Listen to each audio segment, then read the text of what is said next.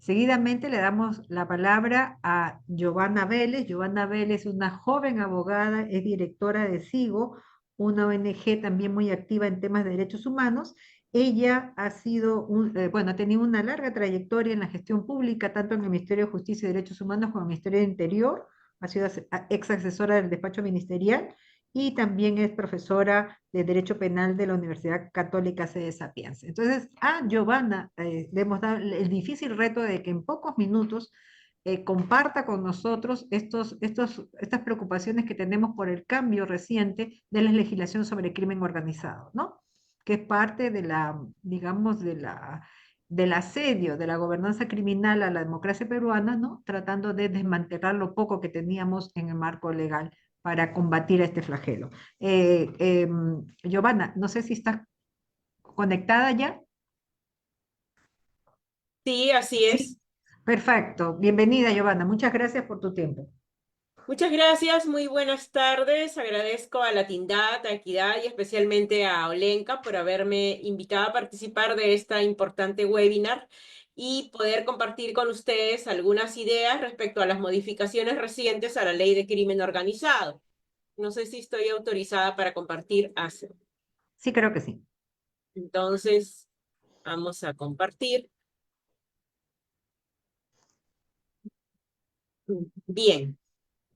Quisiera empezar diciendo que la modificación a la ley de crimen organizado, que es una ley que nosotros tenemos desde el año 2013, cuando aún no estaba vigente en todo el territorio nacional el Código Procesal Penal, es una ley que ha tenido a lo largo de los años, ya 11 años, diversas modificaciones. El año pasado, a raíz de la delegación de facultades en la que tuve la oportunidad de participar activamente como asesora del despacho del Ministerio del Interior, el Congreso otorgó delegación al Ejecutivo para poder realizar algunas modificaciones en materia de seguridad ciudadana. Y en ese contexto se realizaron algunas modificaciones ya a la ley de crimen organizado, como por ejemplo advirtiendo una preocupación que ya tenía desde hace muchos años la Policía Nacional respecto al aumento del índice en la comisión de los delitos contra la propiedad intelectual y delitos aduaneros.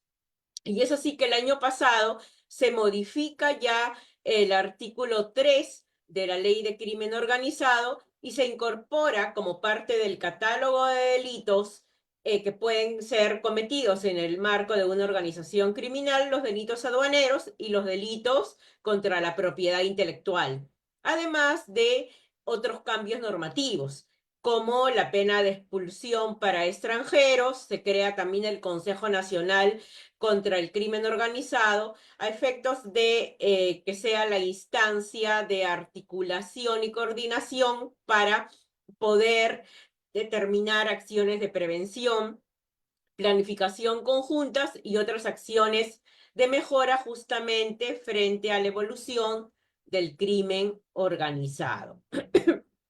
Y entre otras modificaciones es importante señalar que el año pasado se incorporó una primera disposición complementaria final a solicitud del Ministerio de Energía y Minas a fin de adoptar acciones necesarias para prevenir el uso de artefactos explosivos en la realización de actividades mineras vinculadas a la tenencia ilegal de armas y a una preocupación que tenía la Policía Nacional, y era el no poder estar facultados para intervenir aquellos mineros que tuvieran la calidad de suspendidos en el registro de formalización minera, ¿no? El famoso REINF.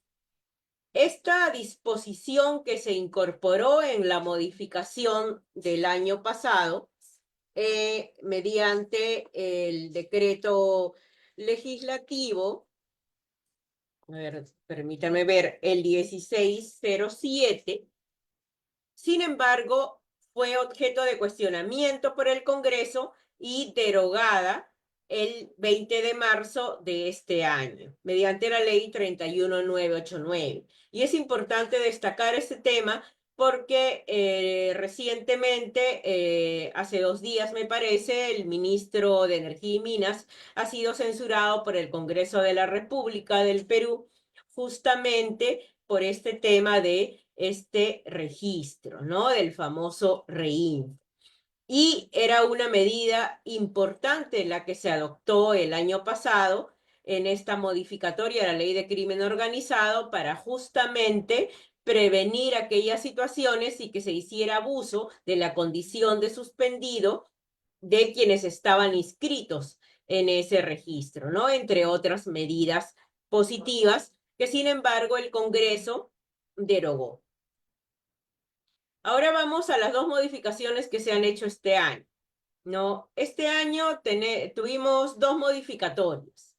Mediante la ley 32108 en agosto de este año, luego frente a las medidas adoptadas por la ciudadanía, ya que no estaban de acuerdo con las modificaciones, se emitió la ley 32138 en octubre de este año, ¿no? Entonces hemos tenido dos modificatorias. Sin embargo, es importante señalar que si bien el Congreso emitió la norma de modificación en agosto de este año, ya desde abril se venía discutiendo una propuesta de ley, la 5981, que fue presentada por la Comisión de Justicia y Derechos Humanos del Congreso. Es decir, el Poder Ejecutivo ya sabía que el Congreso estaba discutiendo, debatiendo un proyecto de ley y cuáles eran las modificaciones concretas que se iban a hacer. Sin embargo, no realizó ningún tipo de opiniones a nivel político y en los medios de comunicación advirtiendo de esta situación. ¿Cuáles fueron las modificatorias? Lo principal fue modificar la definición de organización criminal, incorporando, como ustedes pueden observar en rojo, términos como que se entienda como tal a un grupo con compleja estructura desarrollada, mayor capacidad operativa, que actúe de manera concertada y coordinada para delitos graves, con la comisión de delitos graves con pena privativa de libertad mayor a 6 años, con el fin de obtener directa o indirectamente el control de cadena de valor de una economía o mercado ilegal para obtener un beneficio económico. Aquí ya nosotros hemos escuchado la exposición que realizaron Olenka y Rodolfo al inicio de este webinar sobre qué podemos entender por cadena de valor, por una economía ilegal. Sin embargo, es importante destacar que esta ley la van a aplicar los magistrados y son ellos quienes tienen que entender claramente a qué se refiere. Y esto claramente, y se advirtió en los debates que se tuvo en el Congreso y a los que tuve la oportunidad de asistir, que eran términos ambiguos, imprecisos, y que el magistrado no iba a saber cómo poder aplicar. Y además lo grave fue que se modificó también el ámbito de aplicación, es decir, que ya no se iba a considerar todo el catálogo de delitos del artículo 3, sino aquellos que tuvieran una pena privativa de libertad mayor de 6 años, con lo cual quedarían fuera algunos delitos como la extorsión, por ejemplo, ¿no? En su forma simple. Y esto iba a favorecer, pues, a las organizaciones criminales. ¿Cuál fue la modificatoria que se hizo luego de los conflictos sociales, los paros que se realizaron, porque la población solicitaba esta derogatoria? Justamente se modificó el artículo y ya se estableció expresamente que se podía considerar una organización criminal cuando se cometía extorsión, secuestro, sicariato y otros delitos ya con una pena privativa de libertad sancionados mayor a 5 años en su extremo mínimo. Y se colocó también que no solamente teníamos que ligar a un beneficio económico, sino de otro orden material. de acuerdo a lo estipulado en en la Convención de Palermo. Y eso es importante porque nosotros en nuestra ley, en la 30.077, que es la de crimen organizado, tenemos no solamente delitos que están vinculados a un beneficio económico, sino de otra índole, como por ejemplo aquellos delitos vinculados a lesa humanidad, como genocidio, desaparición forzada, entre otros, ¿no? Entonces el beneficio no solamente tendría que ser de orden económico, porque con la primera modificatoria quedarían fuera una serie de delitos. Y la segunda modificatoria, y que bueno, causó justamente varias críticas, era no a la ley de crimen organizado, sino a una ley anterior, a una ley antes que entrara en vigencia el Código Procesal Penal.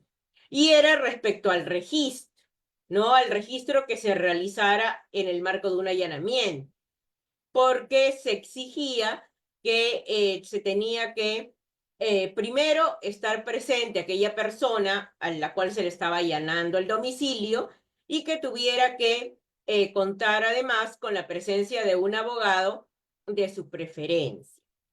Esta modificatoria también causó polémica y por eso es que se modificó nuevamente este artículo señalando que si el abogado si estaba presente el investigado y quería contar con un abogado de su elección, entonces podía realizarse la diligencia y de lo contrario, igual continuaría la diligencia judicial hasta que, si no contaba con un abogado de su preferencia, estuviera por lo menos el defensor público, ¿no? Es decir, que no se iba a suspender esta diligencia.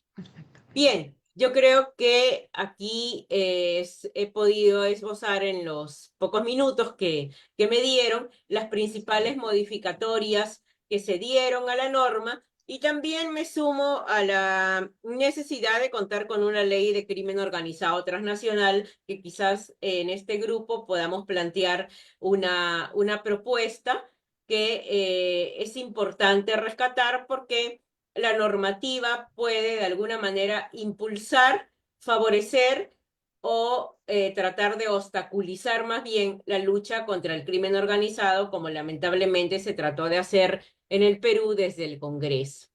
Bien, agradezco por su... Gracias, gracias Giovanna. Ha estado, creo, muy interesante porque lo que queríamos decir, contextualizar es que en el Perú ha habido grandes retrocesos, básicamente favorecidos o propulsados desde el Congreso Nacional, ¿no? Del Parlamento Nacional. Y entonces es una preocupación permanente porque en vez de reforzar el marco legal, más bien se está diluyendo justamente para generar algunas situaciones de impunidad, ¿no? Y de entre comillas, de autoprotección de aquellas autoridades que saben que están de alguna manera en peligro de ser también sancionadas como crimen organizado, ¿no? Entonces creo que Giovanna ha expuesto la situación de Perú.